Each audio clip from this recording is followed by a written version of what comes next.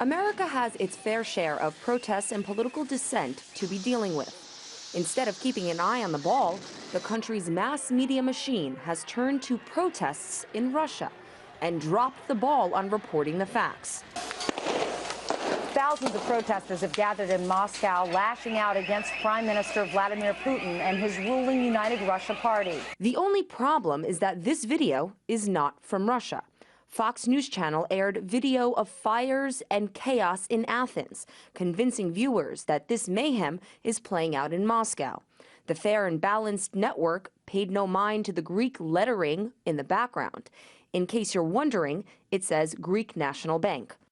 What matters is that this is what Moscow protests have looked like. It's not surprising whatsoever that at the moment that there would be any kind of protest, no matter how small it be in Russia, against the Russian government, that it would be greatly exaggerated in media and used by the U.S. government as well as a way to try to somehow push for change in Russia that would be more favorable to U.S. interests. Journalist and author Eva Golinger believes mass media is Washington's most valuable weapon in encouraging revolt elsewhere, under the mantle of spreading democracy, such as the so-called Orange Revolution in Ukraine or Rose Revolution in Georgia.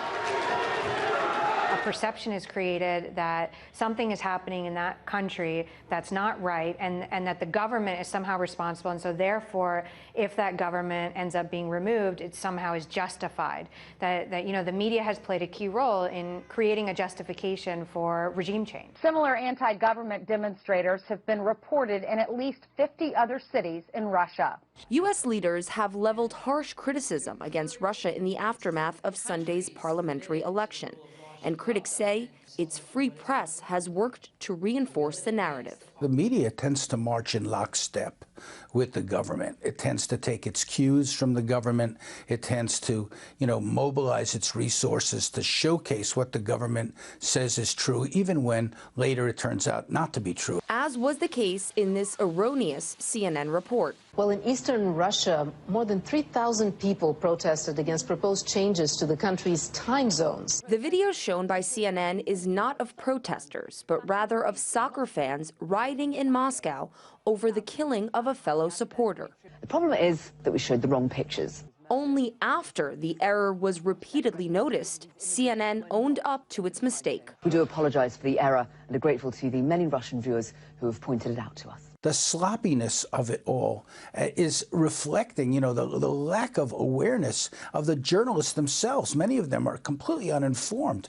about the world. They have opinions that have no factual basis to them, but it doesn't stop them because it's what looks good that matters more than what really is true. The truth is that America has its own social, economic, and political challenges to be dealing with. And while Washington works on getting its own house in order, powerful mass media outlets can work on getting their facts straight. Marina Portnaya, RT, New York.